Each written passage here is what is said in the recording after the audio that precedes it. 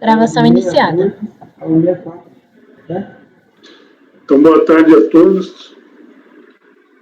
Vamos iniciar aqui a sessão da terceira sessão, período da tarde, dia 30 de setembro de 2020. Os meus conselheiros, Lara, Emília, Ariane. Haverá sustentação oral para os itens 19, cooperativa de crédito Capixaba, 20, Mirabela, 21 a 29, Parker, 37, cooperativa de crédito mútuo. Vamos iniciar pelo item 19, né? Cooperativa de crédito livre de emissão leve. Apoio, por favor, convocar o patrono. Ao patrono. Farei a convocação, presidente.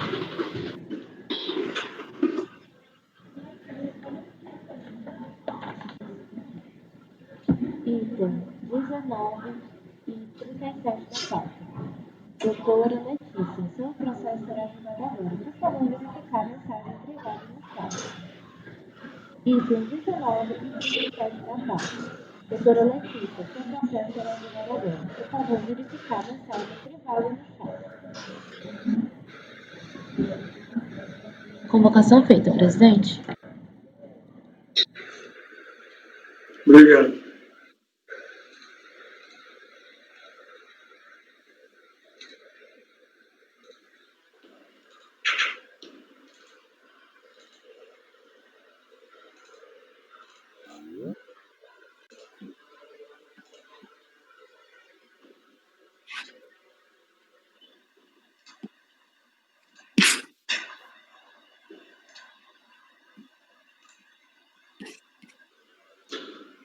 Boa tarde, doutora.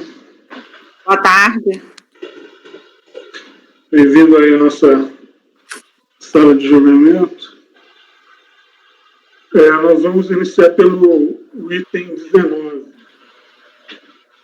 Interessado em cooperativa de crédito de livre admissão Leste Capixaba. Autoria do conselheiro Miller. Então, eu passo a palavra ao relator para a leitura do relatório. Boa tarde, doutora. Boa tarde, colegas. Bom, vou partir da leitura do relatório. É um pouco extenso, mas é porque o processo tem várias nuances, né? Em 9/11/2006, a terceira turma da DRJ proferiu o acórdão 12.259, declarando definitivamente constituído na esfera administrativa o crédito tributário de PIS no valor de 4.230,76, com multa de 75% de juros de mora e face da incumbente ter interposto ação judicial concomitante. A recorrente interpôs recurso voluntário e, em 12/8/2009, foi proferido o acórdão número 3302/0054, que deu provimento parcial ao recurso para afastar a concomitância, determinando nova apreciação da impugnação. Sendo a matéria devolvida para a DRJ para novo julgamento, o mérito foi apreciado no sentido de manter a integralidade do auto de infração em debate. Contra o acórdão recorrido foi interposto o presente recurso voluntário, no qual é travada a seguinte discussão. E aqui eu transcrevo o relatório da DRJ pela riqueza de detalhes.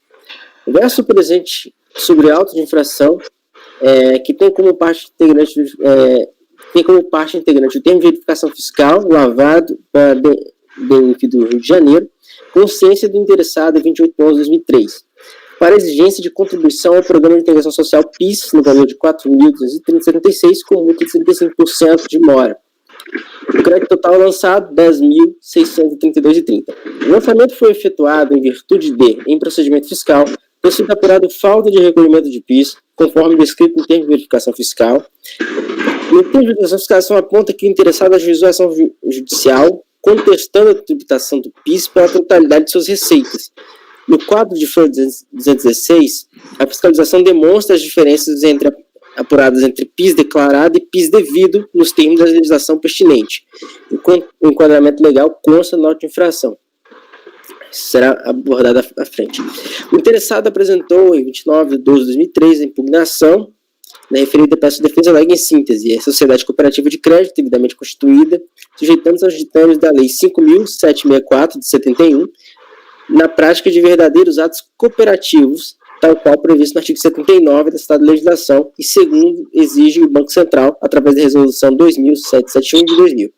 Neste contexto, face às expressas determinações legais, não se insere a impugnante dentre os sujeitos passivos da contribuição ao Programa da Integração Social PIS, porquanto, na prática exclusiva dos atos cooperativos, não ofere renda, lucro, tampouco receita, falecendo-se-lhe a base de cálculo prevista no artigo 195 da Constituição. A própria Lei Complementar 7 comunga deste entendimento, eis que exigiu das sociedades cooperativas, sociedades sem fins lucrativos, o PIS calculado sobre a folha de salários, exatamente porque a cooperativa, na prática de atos cooperativos, não ofere receita. O mérito declinado no auto de infração epigrafado circunscreve-se, em essência, à incidência tributária sobre o ato cooperativo e, em período específico, matéria veterana no Conselho dos Contribuintes, bem como nos tribunais pátrios, e tese que vem merecendo há 2 décadas a adesão de inúmeros julgadores que se debruçam sobre ela. O foco da questão reside especialmente na letra da Lei 5.764, legislação específica do trato do cooperativismo, e subsidiariamente a Lei Complementar 7, base legal para o PIS, fazendo-se imprescindíveis as seguintes considerações. A. Por expressa determinação legal, constanciada na Resolução 2771 de 2000 do Banco Central, as sociedades cooperativas de crédito estão adstritas à prática de atos cooperativos, vedada a possibilidade de realizarem operações com terceiros estranhos ao quadro social da entidade, atos não cooperativos. Os atos cooperativos das cooperativas de crédito envolvem as atividades descritas no seu estatuto social e dentro da moldura jurídica do artigo 79, constituindo em proporcionar, através de mutualidade, assistência financeira aos associados em suas atividades específicas, com a finalidade de fomentar a produção e produtividade, bem como a circulação e industrialização. Igualmente, propugna-se pela formação educacional de seus associados, no sentido de fomentar o cooperativismo através de ajuda mútua da economia sistemática e do uso adequado do crédito. O ato cooperativo de uma cooperativa de crédito envolve, de start, tanto a captação de recursos quanto o empréstimo efetuado ao cooperado, como também a movimentação financeira da cooperativa no objetivo de viabilizar os empréstimos concedidos. Nesse sentido que, diferentemente das demais sociedades cooperativas, a movimentação de dinheiro via captação de recursos, empréstimos e aplicações financeiras são da íntima e própria essência do ato cooperativo das cooperativas de crédito, que tem por objeto o próprio dinheiro. B. Na prática de atos cooperativos, a cooperativa não obtém lucro, tampouco receita, a teor do previsto no artigo 79, vai ser, portanto, a base de cálculo de PIS. Eis o teor do referido dispositivo citado, excluindo todo e qualquer conteúdo econômico e mercantil do ato cooperativo, externando a própria essência da atividade cooperativa. Aqui tem a citação transcrita do artigo 79, parágrafo 1, acho que eu vou pular, porque isso será tratado no voto. Na prática eventual de atos não cooperativos, em que a sociedade venha a realizar operação com terceiros não cooperados, a cooperativa pode vir a oferir receita, porquanto pratica um negócio de mercado, razão pela qual somente nessas hipóteses, a Lei 5.704, através dos artigos 87 e 111, prevê a tributação, resguardando da incidência os atos cooperativos. Salienta-se que a referida hipótese não pode ser imputada à impugnante, posto que, conforme acima demonstrado, exige a Resolução Normativa 277100, proíbe a prática de tais atos, além de não ter sido objeto de deliberação no relatório de fiscalização. Esse aqui é um ponto importante. Confira-se a dicção do artigo 111, aqui eu vou pedir a vênia dos colegas para não ler as transcrições dos textos legais.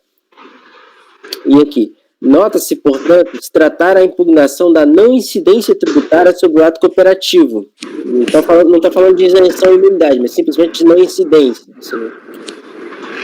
Neste contexto, surge soberana a conclusão de que o ato cooperativo é destituído de conteúdo econômico, não representa a receita da cooperativa, como claramente postula a Lei 5.764, especialmente esses artigos 79, 87 e 111, razão pela qual é inviável a incidência do PIS e COFINS quando não se afere suas hipóteses legais, ou seja, obtenção de receita. Tal especificidade do ato cooperativo representa claramente uma hipótese de não incidência, cuja sistemática não restou modificada por intermédio da Lei 9.718, de 98, e da medida provisória 1.858, de 99, que alterou dispositivos dessa própria lei, praticamente o artigo 3º, base legal esta aplicável somente no que pertine aos atos não cooperativos e que não foram objeto de abordagem pela fiscalização. Nulo, portanto, o auto de infração, por pretender atingir uma realidade que não representa a receita da sociedade cooperativa. Não obstante a verificação da ilegalidade da exigência da PIS/COFINS quando não existente receita na atividade cooperativa, pretende ainda a autoridade administrativa imputar à impugnante a prática de ilícito tributário, consubstanciado na existência de depósitos dos valores relativos ao PIS referente ao período compreendido entre fevereiro de 99 e outubro de 99, sob o argumento de que a medida provisória 1.858/99, que supostamente pretendeu estabelecer a tributação das sociedades cooperativas, começou a produzir efeitos a partir de 30 de junho de 1999, sem razão da anterioridade nonagesimal.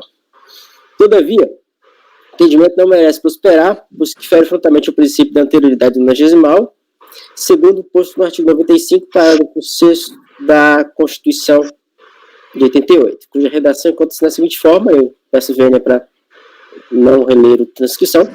Portanto, e ao contrário da expressa manifestação firmada pelo agente fiscal e ainda na medida provisória 1058, tem entrado em vigor em 29 de 7 de 1999, ela somente começou a produzir efeitos a partir de 30 de 10 de 1999, existindo, por isso, fundamentação legal para a imposição de tributo no período descrito no auto de infração, ou seja, fevereiro a outubro de 99.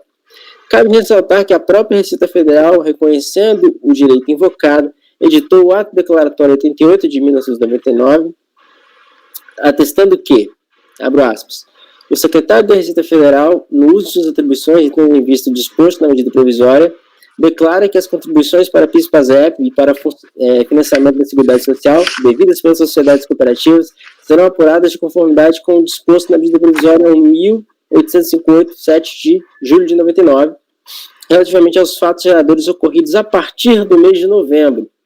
Esse aí é Everaldo Maciel, Ato Declaratório 88 e tal. Diário Oficial, 22 de 11 de 1999.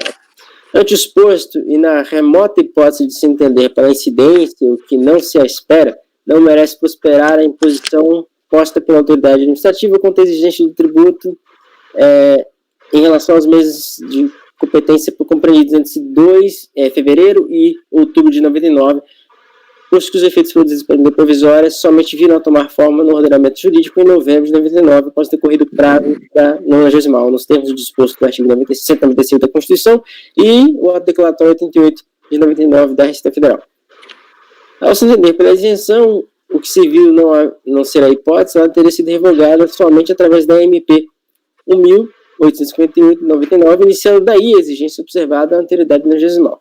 O fato não pode ser desconsiderado pela autoridade fiscal, mesmo porque o referido preceito não traz nenhuma exceção em sua interpretação. Ao contrário, atinge indistintamente todas as sociedades cooperativas, não competindo ao intérprete, excetuar onde o próprio legislador não fez revogação de isenção, né?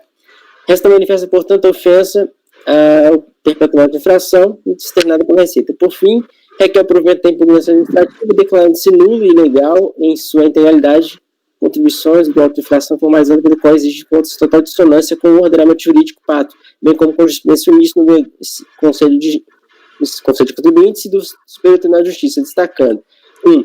A vigência em virtude dos artigos 79, 87 e 111 da Lei 5.764 e a retiragem, o ato cooperativo do campo de incidência do PIS e COFINS, por não representar receita da sociedade e por eventualidade, número 2.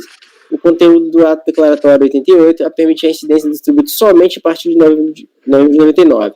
Bom, em sede de julgamento no DRJ, o auto de infração foi mantido na integralidade, foi considerado como razões de julgamento que a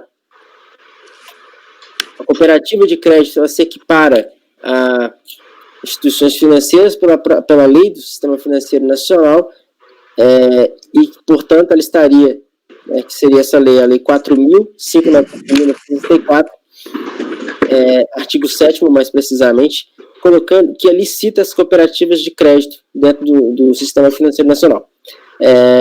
Em continuidade, eles dizem que a medida provisória do qual a recorrente alega não foram feitos no período de operação de fevereiro e outubro de 99. Eles dizem que ela não faz nenhuma referência à matéria que está sendo abordada e, ao fim, mantém o auto de infração na integralidade. Em recurso voluntário,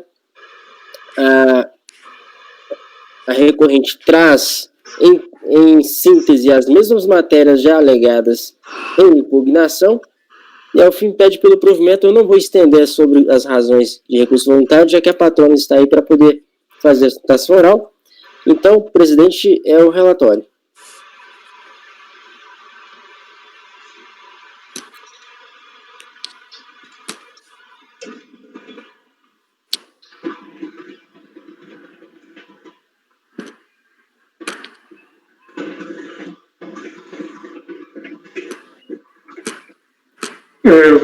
Ok, Mila. Então,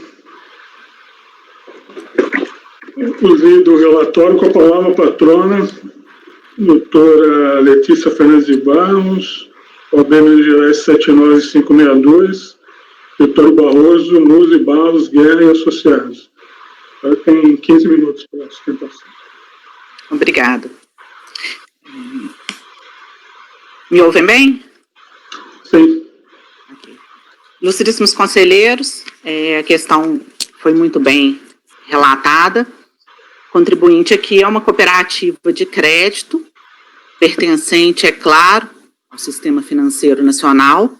Mas é muito importante distinguir a sua operação econômica como instituição integrante do Sistema Financeiro Nacional, mas situação distinta é a sua organização societária, que se dá no formato de uma cooperativa de crédito. Então, ela é, sim, sem nenhum problema, nenhuma incongruência, ela é, sim, uma instituição financeira, como é também uma cooperativa de crédito. É uma instituição financeira organizada societariamente no formato de cooperativa de crédito. Isso lhe traz a consequência de, em relação à eventual prática de atos não cooperativos, que lhe seja tratada e tributada assim como qualquer instituição financeira. Mas a questão aqui posta, os supostos fatos geradores objeto da autuação, conforme relatório fiscal, tratam-se de ato cooperativo. Então, não há aqui a discussão em relação a quais seriam esses atos autuados. Eles são atos cooperativos porque são as receitas decorrentes da relação da cooperativa com os seus cooperados, seja receitas de empréstimo, receitas de aplicação financeira.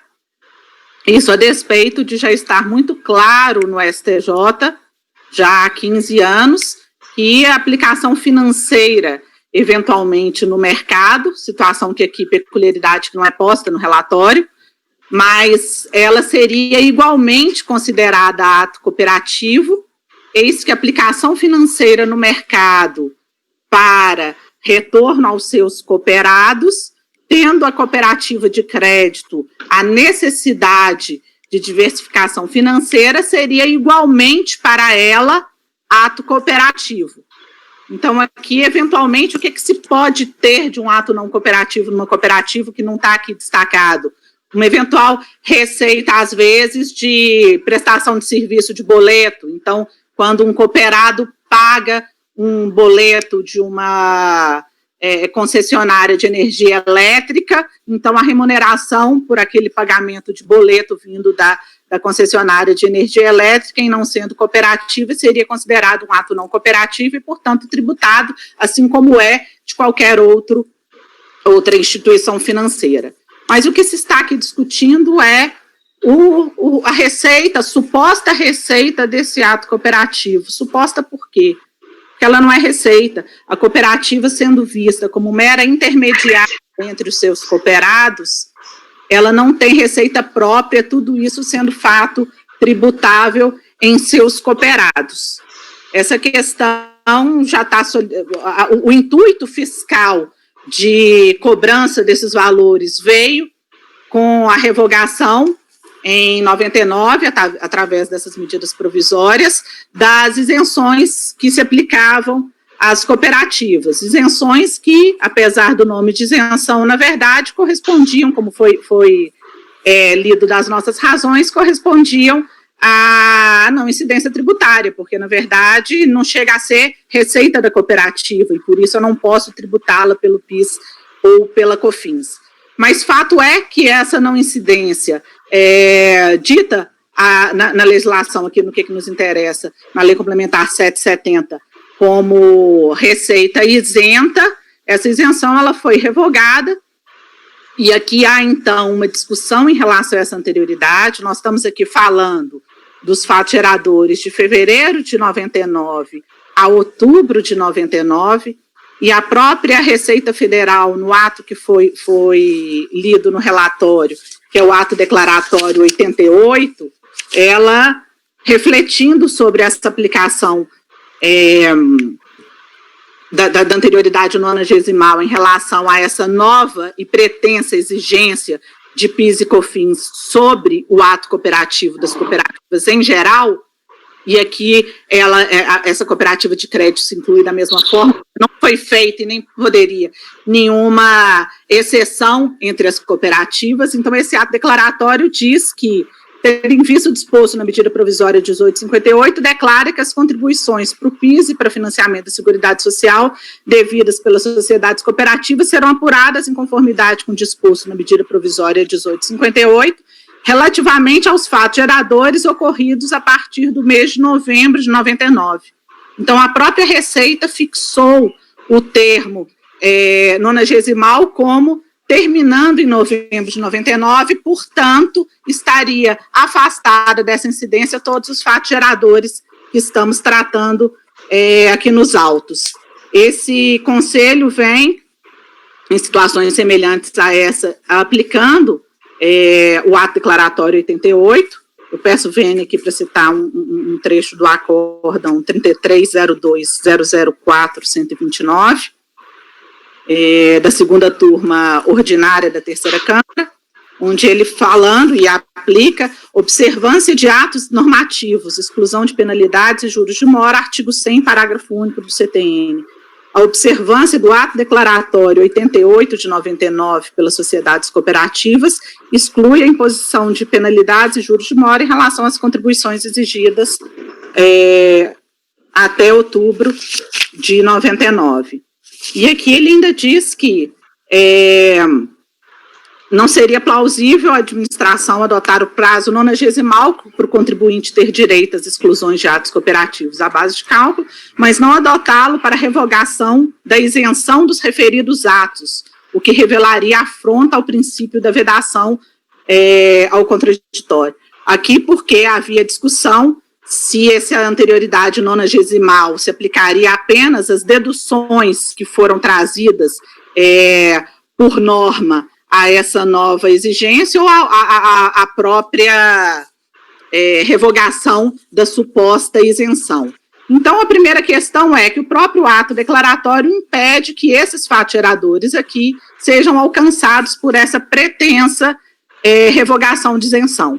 A outra questão é a própria revogação da isenção em si e a sua validade. Eis que aqui o que se está tratando é de não incidência tributária. E aqui é importante colocar que essa questão foi levada ao judiciário, obviamente lá nos idos de 99, e a questão, desde 2005, está em relação às cooperativas de crédito. Por que em relação a elas? Porque em relação a elas o ato cooperativo é muito mais puro, né? Na verdade, você tem ela agindo entre um cooperado e outro cooperado.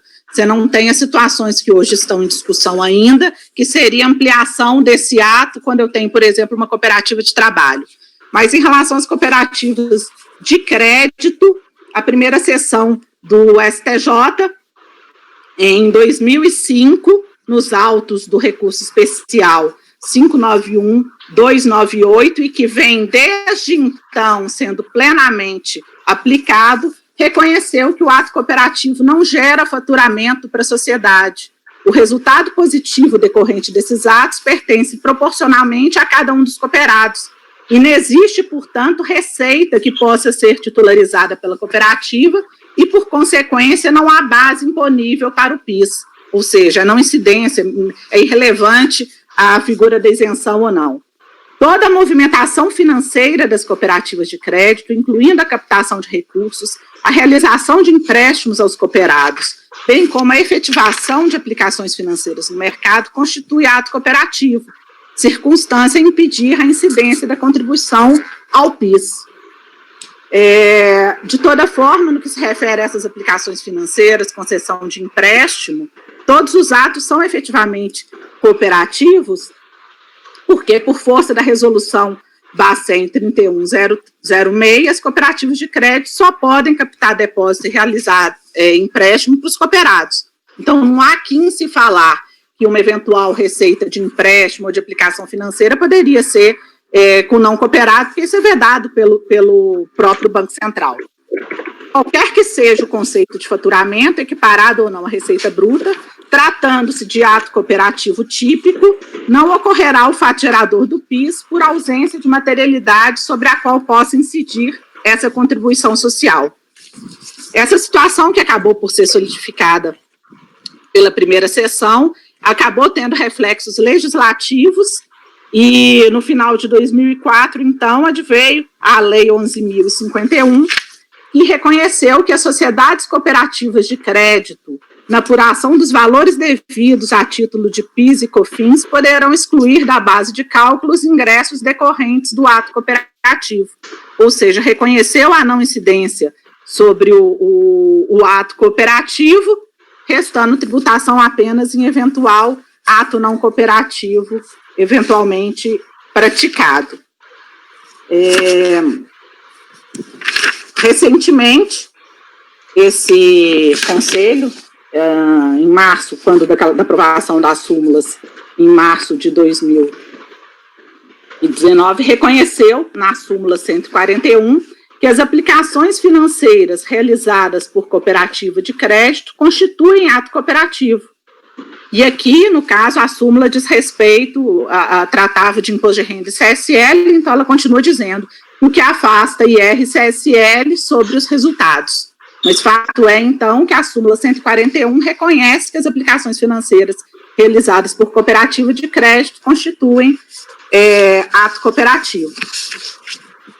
São esses os pontos que eu gostaria de chamar a atenção para demonstrar que, quer pela aplicação do ato declaratório 88, esses fatos geradores estão alcançados pela anterioridade nonagesimal dessa pretensa revogação das isenções e, portanto, não poderiam ser tributados, e, conforme jurisprudência já consolidada, não haveria que se falar em tributação do PIS sobre receitas de ato cooperativo, eis que essas não seriam receitas da cooperativa, apenas ingressos e, portanto, sobre elas não incidindo as contribuições em relação à receita.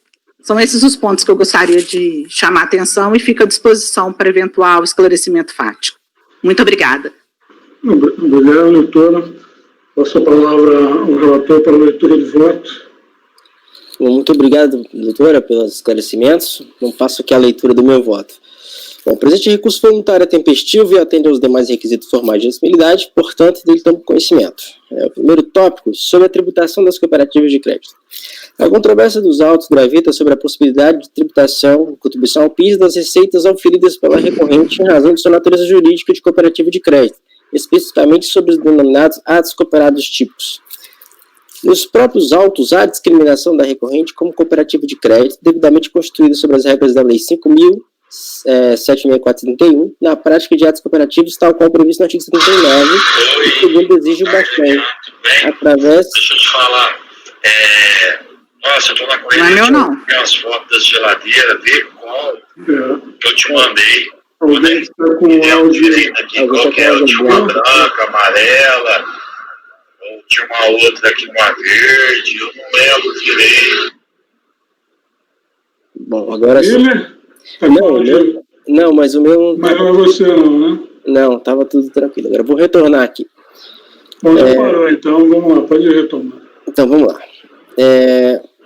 Constituída segundo as exigiu o Banco Central através da Resolução 2771 de 2000. Resta, portanto, esclarecer qual a legislação de regência aplicável a esse tipo de cooperativa. Então, a Lei 5.594/64 disciplina a política e as instituições monetárias, bancárias e creditícias e criou o Conselho Monetário Nacional, assim estabeleceu em seus artigos 7º e 17, parágrafo 1º e artigo 18 e 40. Aí eu leio aqui primeiro, o artigo 7º. Junto ao Conselho Monetário Nacional funcionarão as seguintes comissões. Aí ele cita no item 16 das cooperativas que operam em crédito. E no artigo 17 consideram-se instituições financeiras para efeito da legislação em vigor. No parágrafo 1º ele coloca cooperativas de crédito também. Então, eu não vou ler todo o dispositivo, porque está no voto à disposição e a legislação é notória, né? Então, para esses efeitos, a sociedade cooperativa de crédito é considerada instituição financeira conforme o regulamento do Sistema Financeiro Nacional. A Lei 9.601 de 1998 assim estabeleceu em seu artigo 1º, para efeito de determinação da base de cálculo das contribuições para o Programa de Integração Social PIS, de que trata, no inciso 5, o artigo 72 dos atos das disposições constitucionais transitórias, as pessoas jurídicas referentes no parágrafo 1º do artigo 22 da Lei 8.212, poderão efetuar as seguintes exclusões ou deduções da receita bruta por mês. Então, aqui está tratando das hipóteses de que as cooperativas de crédito poderiam fazer exclusões. Esse texto ele foi alterado posteriormente, em 1999, pela medida provisória, que também surtiu efeito na Lei 9.718, que foi mencionado aí, tanto no relatório quanto pelas razões aí da tribuna.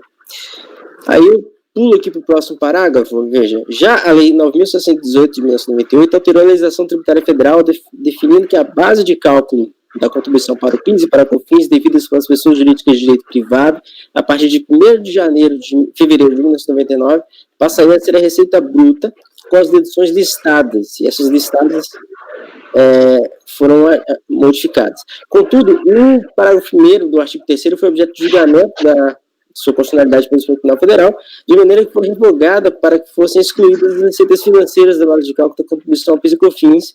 Agora, vale destacar que o alcance da decisão é limitado, de maneira que as instituições financeiras equiparadas continuam sujeitas ao regime de tributação de que tem por base de cálculo a totalidade das receitas. Destaque para a MP 1807, que acrescentou o parágrafo 6º ao artigo 3º da Lei 9.618, de maneira a manter na apuração da base de cálculo das contribuições ao PIS e COFINS das sociedades cooperativas de crédito, elencando um rol taxativo de deduções da base de cálculo das suas receitas, de contribuição. Conclui-se, pois, que a sociedade cooperativa de crédito, na condição de instituição financeira, é contribuinte de PIS para COFINS nos moldes determinados expressamente pela legislação acima mencionada.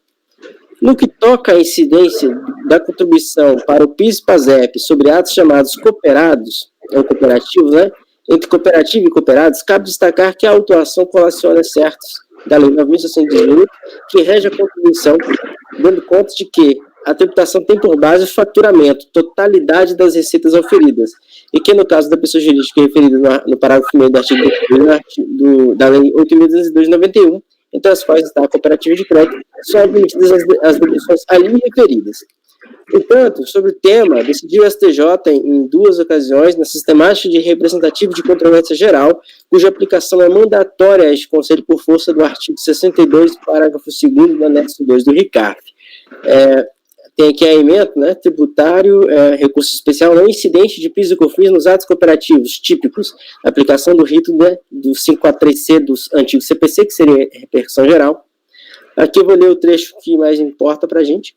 O artigo 79 da Lei 5.764 preceitua que os atos cooperativos são praticados entre as cooperativas e seus associados, entre estes e aqueles e a cooperativa entre si, quando associados, para a consecução de objetivos sociais.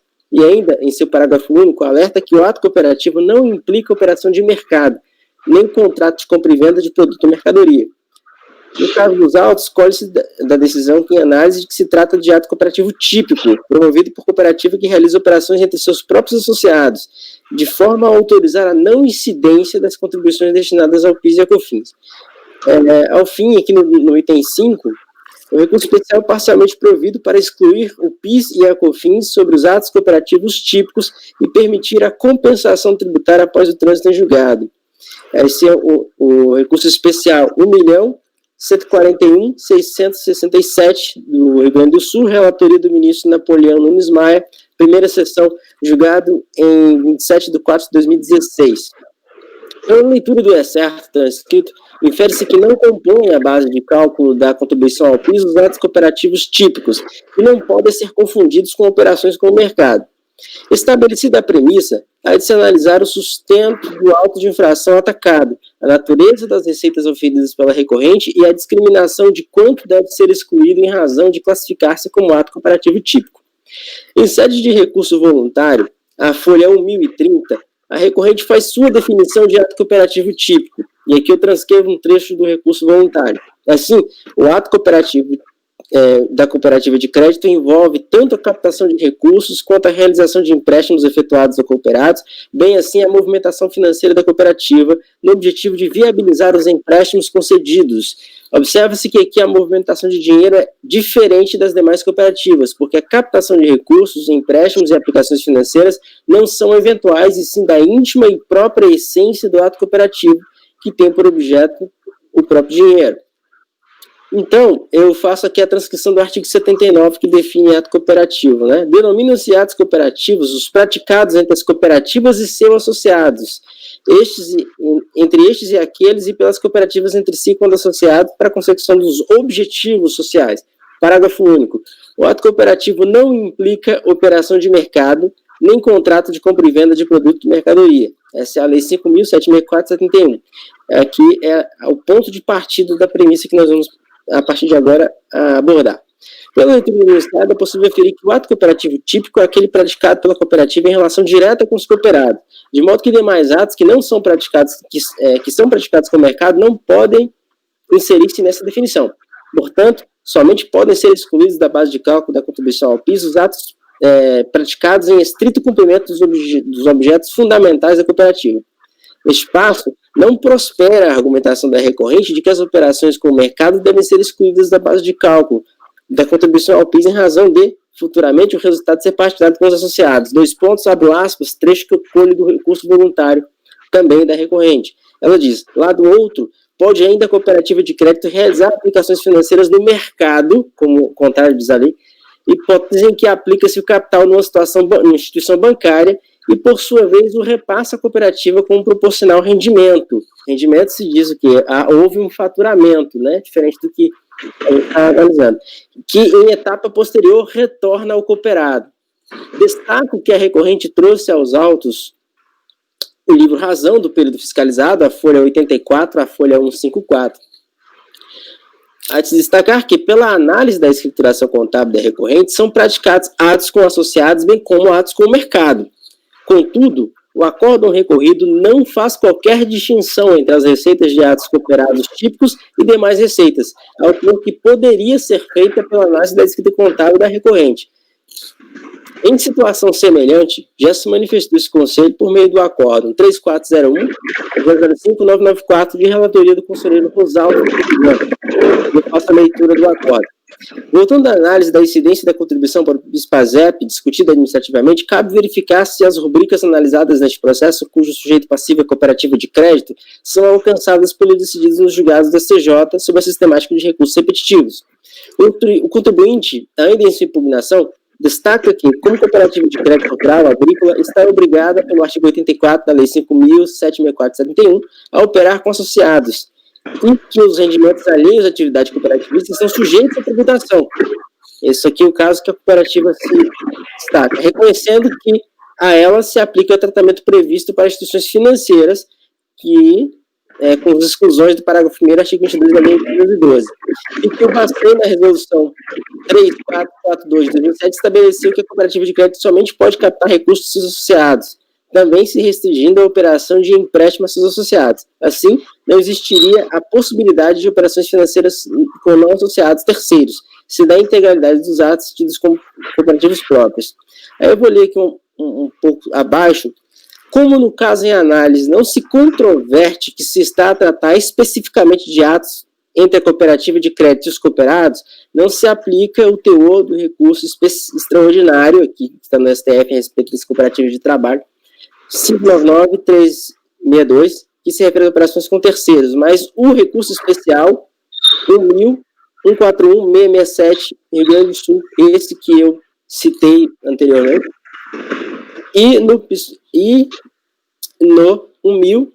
1.164.716 de Minas Gerais, que fixam a tese de que não incide a contribuição destinada ao PIS e COFINS sobre atos cooperativos típicos realizados pelas cooperativas, ou seja, exclusivamente entre cooperativas e seus associados. Entendo que a controvérsia aqui enfrentada é semelhante, vez que o fisco não contrapõe-se à segregação de receitas por ato cooperativo típico e demais atos de mercado. Nesse sentido, entendo que não pode subsistir o auto de infração. São essas as razões pelas quais não pode subsistir. Essas que são a ratio da minha decisão aqui.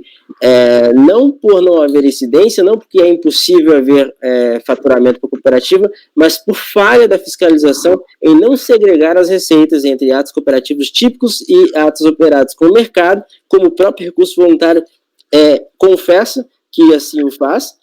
Então, por não haver essa segregação tanto no auto de infração quanto no acórdão recorrido, eu entendo que ele deve ser reformado. Para enfrentar toda a matéria que está no recurso voluntário, eu vou ler sobre as questões relativas à anterioridade nonagesimal e sobre a aplicação de juros também. Quanto à alegação de que o lançamento não pode alcançar os períodos compreendidos entre fevereiro de 99 e outubro de 99, sob o argumento de que a medida provisória, número tal, que supostamente pretendeu estabelecer a tributação das sociedades cooperativas, começou a produzir efeitos a partir de 30 de junho de 1999, mas que os efeitos produzidos pela medida provisória de 1.858-7 somente vieram a tomar forma no ordenamento jurídico em novembro de 99, após decorrida a anterioridade nonagesimal. No termo de verificação fiscal, está claro que o lançamento tem por fundamento legal disposto no artigo 3º, parágrafo 2º da Lei Complementar 7 e artigo 2º e 3º da Lei 9.618 de 1998, com alterações da medida provisória 1807 de 1999.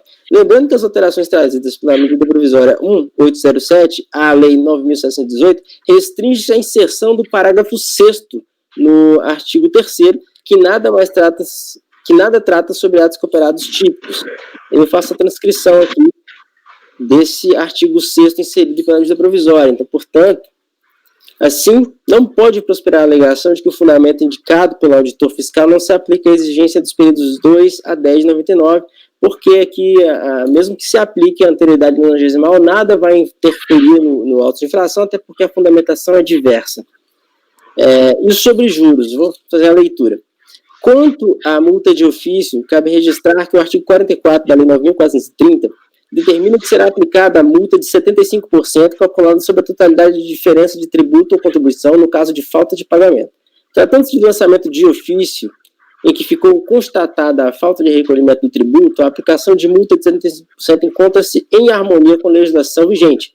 Vale dizer, considerando a vinculação do ato de lançamento e verificada a falta de recolhimento ou recolhimento insuficiente da exação, é mister que tais montantes se façam incidir a multa de 75%. Portanto, a multa eu entendo como devida, no caso do auto de infração, né?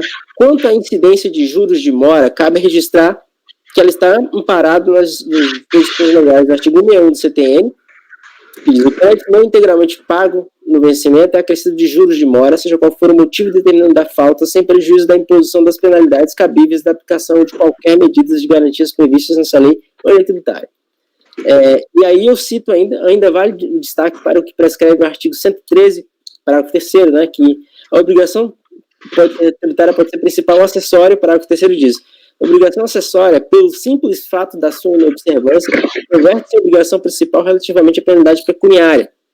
Pela clareza da disciplina legal das multas, infere-se que assume o status de obrigação principal pelo simples fato do seu descumprimento, de modo a integrar a totalidade do lançamento tributário.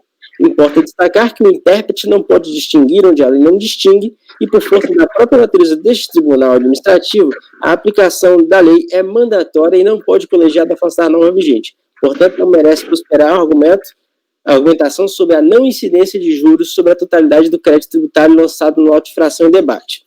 Bom, esses tópicos que falaram sobre juros e a nonagesimal é somente para enfrentar toda a matéria do recurso, mas o cerne da questão foi trazido naquela questão sobre a segregação de receitas, e assim eu entro na conclusão.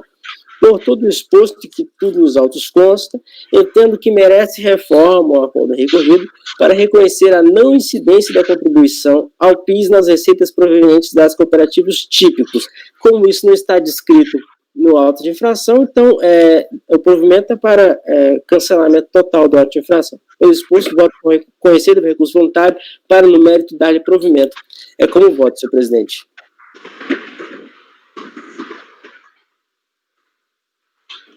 Ok, obrigado. Vamos passar aos debates. Alguém quer se manifestar?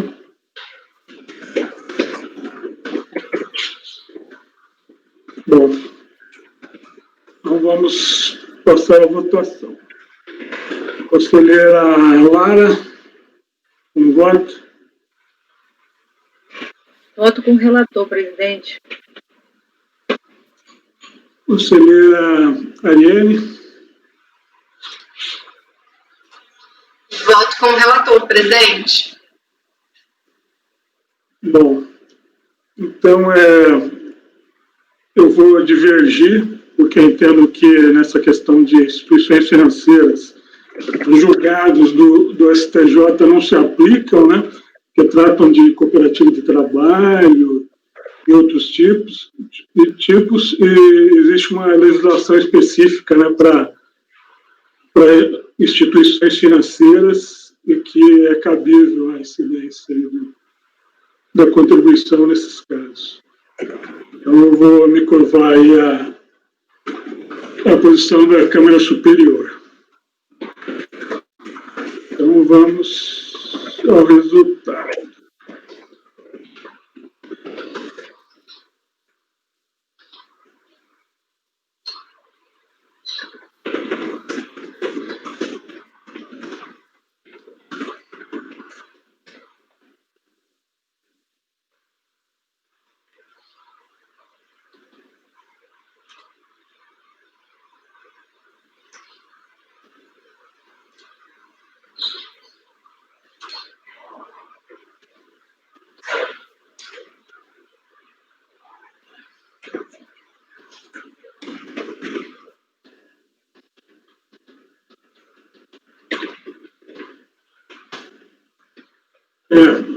Acordo os membros colegiados, por maioria de votos, em dar provimento ao recurso voluntário, vencido o conselheiro Marcos Antônio Borges, que negava o provimento. Fez sustentação oral a patrona contribuinte doutora Letícia Fernandes de Barros, ODMG 79562, escritor Barroso, Muse, Barros, Guerra e Associados. Bom, a senhora é a patrona do item 37 também, né?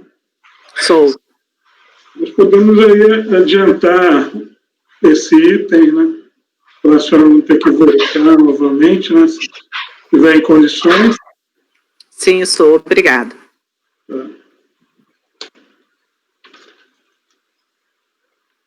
Então, vamos passar ao item 37 da pauta, Cooperativa de Economia e Crédito Mútuo. Com a palavra o relator para ler o relatório. Pois é, vamos lá. Por meio de escrever os fatos, eu dou para o relatório elaborado pela instância CO. Prometo que esse vai ser mais curto, gente. Trata-se de declaração de compensação de compra, com base em suposto crédito de CPMF no período de apuração 28/8/2003, decorrente de pagamento indevido ou a maior, efetuado em 3/9/2003. A DRF de origem emitiu despacho decisório eletrônico de não homologação da compensação, fundamentando. Limite de crédito analisado corresponde ao valor de crédito original na data de transmissão do PDComp, 7.001 83-79. A partir das características do DARF discriminado no PDCOMP acima identificado, foram localizados um ou mais pagamentos, abaixo relacionados, mas integralmente utilizados para a quitação de débitos do contribuinte, não restando crédito disponível para a compensação dos débitos informados no PDCOMP. Cientificado desse despacho, o interessado apresentou sua manifestação de conformidade, alegando, em síntese e fundamentalmente, erro nas informações constantes da DCTF, pois o valor apurado de CPMF para a semana do dia 28/8/2003 foi de R$ 7.372,50. Apresenta a DCTF retificadora e relatório do seu sistema de contabilidade para comprovar o alegado. A terceira turma da DRJ de Campinas julgou improcedente a manifestação de conformidade sob o fundamento de ausência de provas sobre a certeza e liquidez do direito creditório, conforme exigência do artigo 170 do CTN. Cita o enunciado 923 do Regulamento do Imposto de Renda de 1999, atual artigo 967 do RIS de 2018, que a escrita contábil faz prova em favor do contribuinte e que nos autos não constava um elemento com força probatória suficiente para demonstrar o equívoco do despacho decisório atacado. Foi interposto o presente recurso voluntário, no qual a recorrente reconhece equívoco no valor do crédito informado em PERDECOMP e passa a pleitear a quantia de R$ 5.964,62. Traz a folha 292 parte do seu razão analítico com informação da conta contábil 494209002, que é CPMF a recolher. Pede pelo provimento do recurso. Em síntese, são os fatos, senhor presidente. Ok, obrigado. Com a palavra a patrona, a doutora Letícia. Obrigada. Nos conselheiros, a situação aqui colocada em julgamento realmente é a busca pela verdade material. O que ocorreu aqui, e que a documentação apresentada no recurso voluntário torna possível essa constatação, foram alguns equívocos no preenchimento da DECOMP e da própria DCTF. Em síntese, a contribuinte ela fez 2 recolhimentos idênticos em semanas subsequentes, no valor de R$ 12.637,56, um deles gerando um crédito a ser compensado, mas ao informar em DECOMP, ela informou o DARF referente ao recolhimento de R$ 12.637,56 no mês, na competência em que, de fato, houve o fato gerador de R$ 12.637,56 de CPMF. Então, ela pagou errado, numa competência, ela devia cerca de R$ 7.000, quando ela apurou a semana subsequente, ela fez 2 recolhimentos sucessivos de 12.000, e quando na primeira semana de setembro ela tentou fazer a compensação, ela por equívoco indicou o DARF do recolhimento correto de 12.000 e não incorreto como deveria ser. Essa situação está demonstrada pelos documentos que foram trazidos no recurso voluntário, mas, de fato, encontra-se um crédito inferior ao que originariamente foi informado em DECOMP, razão pela qual o pedido aqui é de homologação da compensação nos limites desse crédito, o que representaria a manutenção de parte do débito aqui exigido. Eu fico à disposição para qualquer esclarecimento fático, lembrando toda a jurisprudência desse conselho que pugna pela busca da verdade material, inclusive como uma forma de economia processual em relação ao acesso futuro ao judiciário. Muito obrigada. Obrigado.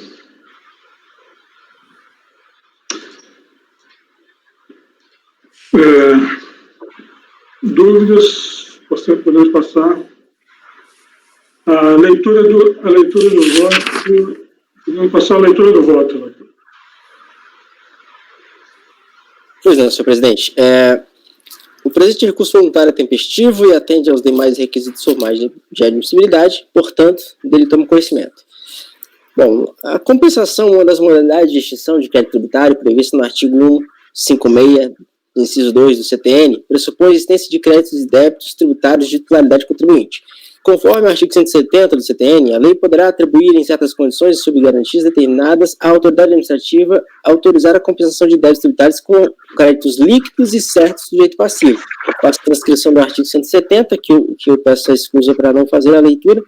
A demonstração da certeza e liquidez do crédito tributário que se almeja compensar é a condição sine qua non para que a autoridade possa apurar a existência do crédito, sua extensão e, por óbvio, a certeza e liquidez que o torna exigível.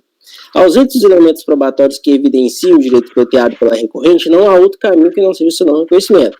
Trata-se de regra replicada no inciso 7, parágrafo 3º do artigo 74 da Lei 9.430, que também aqui peço licença para não ler, onde clareza cristalina a regra para a compensação de créditos tributários por apresentação de declaração de compensação, DECOMP, demonstração de certeza e liquidez. A regra é harmônica com a disposição do CTN sobre o Instituto de Compensação, conforme acerta o artigo 170. Nesse contexto, o direito à compensação existe na medida exata da certeza e liquidez do direito creditório em favor do direito passivo.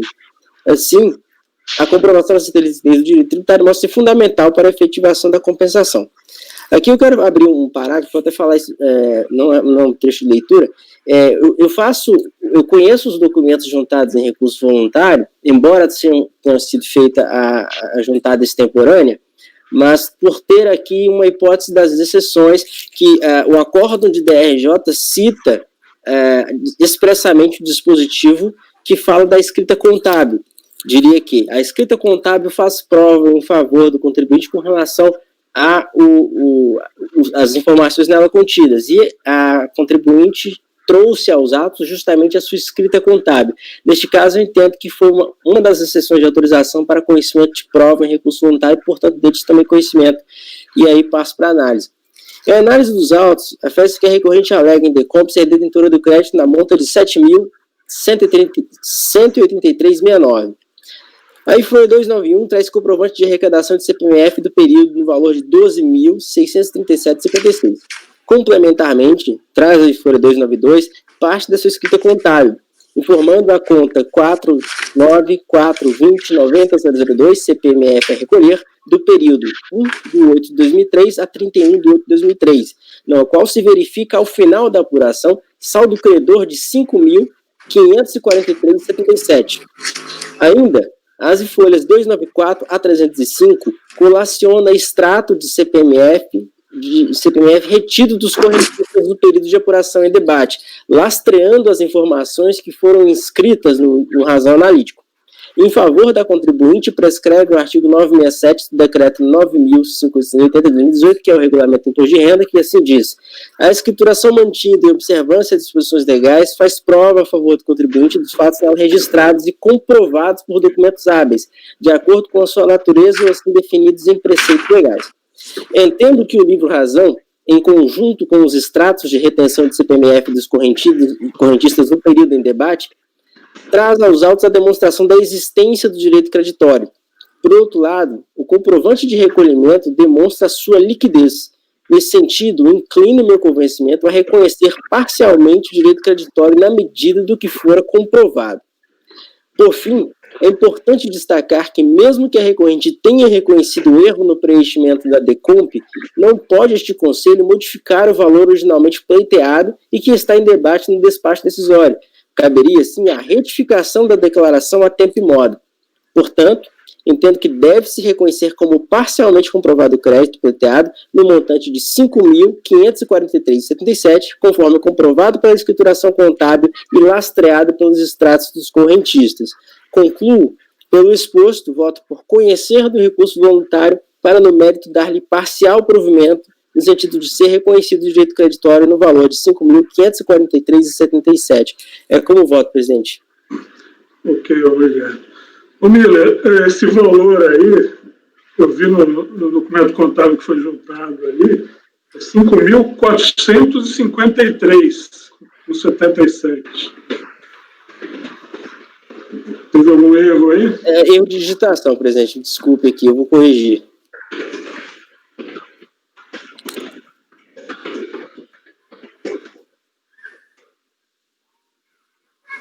Justamente o que tomei por base foi a escrita contábil, o valor apurado como crédito naquele período de apuração específico, que é o valor que está lá inscrito. Então, foi precisamente o que ela trouxe. Então, aqui foi de digitação. Tá. Então, qual que é o valor aí? Deixa eu voltar aqui. Está com o processo aberto aí? Mas deixa eu ver, até encontrar isso aqui. Você está com ele com essa informação aqui? Sim, eu estou naquela...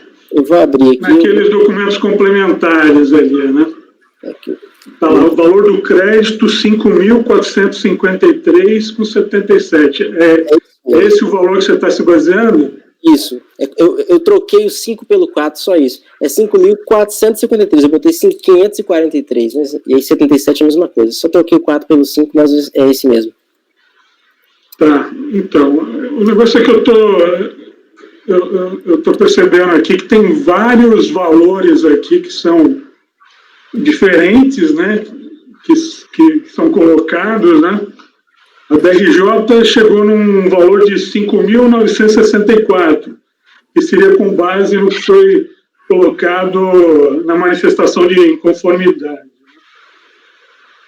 Já o contribuinte chega num outro valor, né? 6.600 e alguma coisa, né? 674, é isso, né? Não, o contribuinte chega a 5.900 e... Deixa eu me lembrar aqui. 64. A DRJ, na verdade, não reconhece crédito, né? Ela diz que há carência probatória. Ela não reconheceu, mas ela, fazendo as contas com base no que foi juntado ali, ela chegou nesse valor. É porque foi apresentado uma planilha. Discrepante do que foi pleiteado no PERDICOMP, né?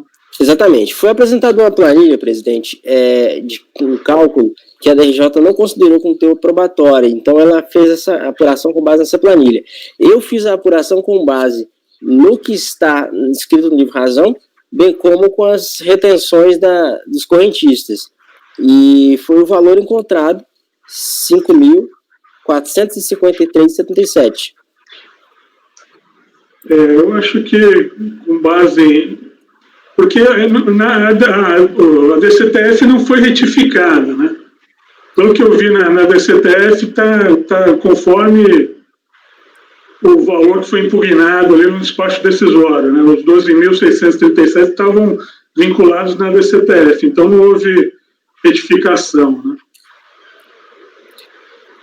Por isso que é parcial. Até o próprio PERDECOMP ele foi preenchido com equívoco, né? Porque foi pleiteado um crédito de 7 mil. Então, por isso que deve ser mantida as demais combinações, como o restante do crédito e a aplicação da multa, né? Eu não tenho certeza se o valor seria esse, não. Para mim, carece de apuração aqui. Apesar de ter sido juntado documentação, né? Eu não consegui chegar nesse valor aqui só com base naquele saldo ali, não. Por economia, seria uma sugestão, senhor presidente, fazermos, como já fizemos em casos de baixo valor, um provimento parcial condicionado à apuração da preparadora. Eu até tenho esse entendimento, né, devido à economia processual e o valor.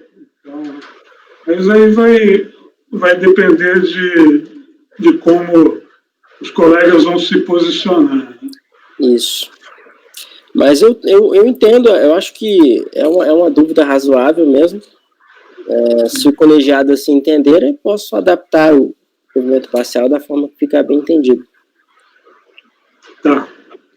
O que é, Lara?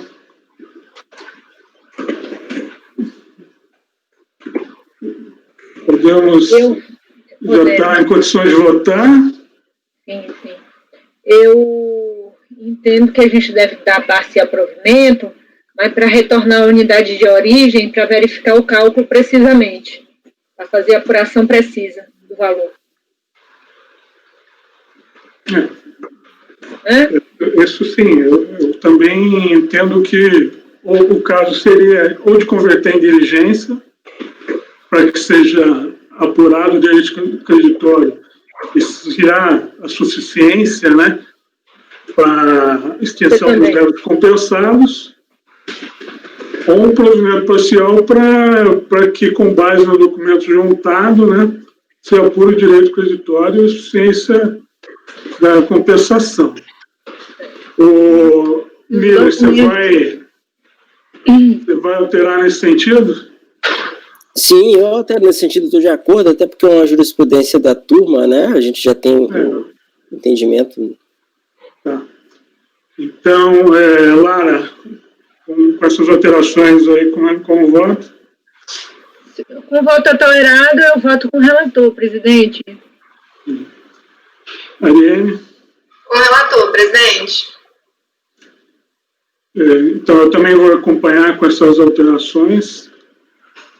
Vamos ver aqui o texto.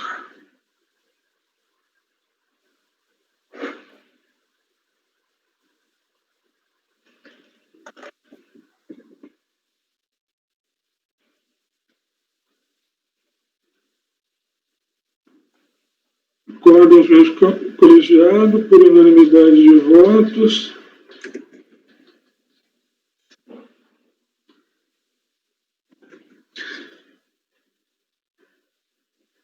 Em converter o julgamento do recurso voluntário em diligência à unidade de origem,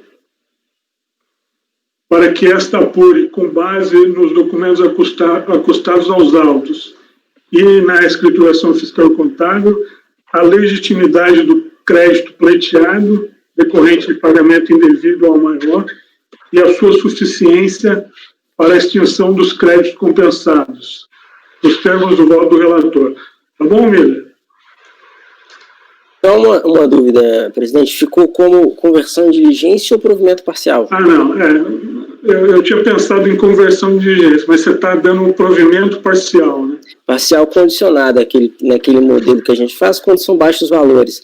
Seria para que a unidade de origem apure a consistência e suficiência do crédito com base nos documentos. Parcial provimento ao recurso.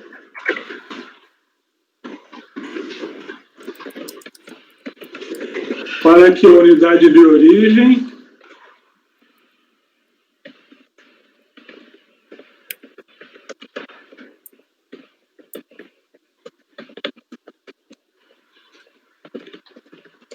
apure a consistência. Consistência e sua suficiência para compensar os débitos.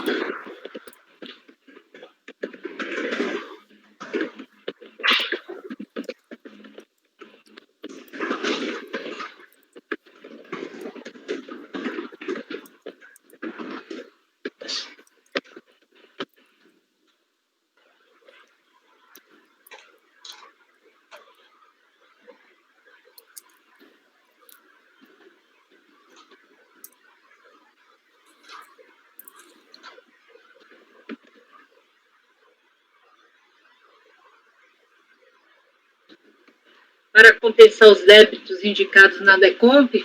É isso aí? Isso, eu coloquei... Eu estou fazendo aqui no meu dispositivo... Vou fazer um batimento depois aqui. Eu vou fazer a leitura do dispositivo que eu alterei aqui. Tranquilo. Voto por conhecido recurso voluntário para, no mérito, dar-lhe parcial provimento, no sentido de que seja reconhecido o direito creditório pela unidade preparadora e sua consistência e suficiência para compensar os débitos informados no PRDECOMP. Não, para reconhecer... Não, para apurar, na verdade. Para que a unidade de origem apure a consistência e suficiência do crédito e extinção dos débitos indicados na DECOMP. Isso.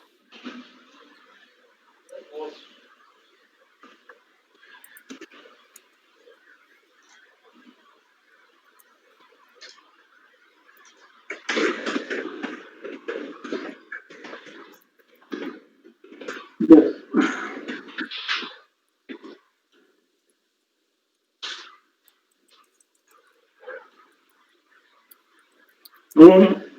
Ficou todo mundo preto aqui para mim. Está todo mundo me vendo aqui ou não? Estou te vendo normalmente, acho que.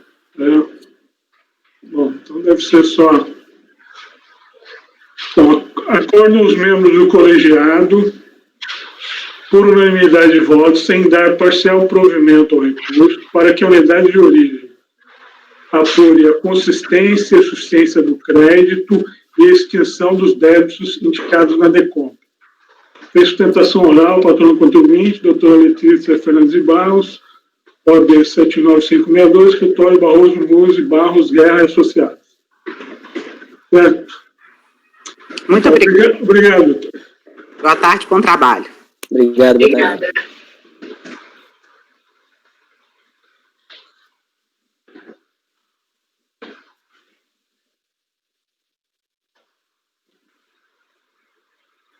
Item 20 agora, né? Esse foi o item 37 agora. O 20, se o patrono chegou, se ele está aí, né? Porque disse que ele não estava. É a última sustentação oral ou tem mais itens com sustentação? Eu acho que é a última. Tem só essa mesmo. Mirabela. Ah, não, tem mais uma. Tem mais duas, a Mirabela e o Parker. É. Mirabela e qual? Parker. É. Ah, tá. O patrono da Mirabela, né, se encontra, apoio? Sim, os dois patronos já estão aguardando na sala de espera. Ok. Então, Thiago Conte do Sacha, item 20. Deixa eu abrir o voto dele aqui. Gente, eu tô bonzinho nessa sessão, não tô?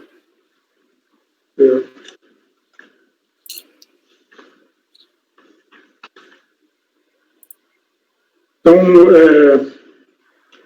por favor, convocar o patrono do item 20. Farei a convocação. Mirabela. Item 20 da tarde. Doutor Tiago Conde. Seu processo será julgado agora. Por favor, verificar a mensagem privada no chat. Item 20 da pauta. Doutor Tiago Conde. Seu processo será julgado agora. Por favor, verificar a mensagem privada no chat. Convocação feita, presidente. Obrigado.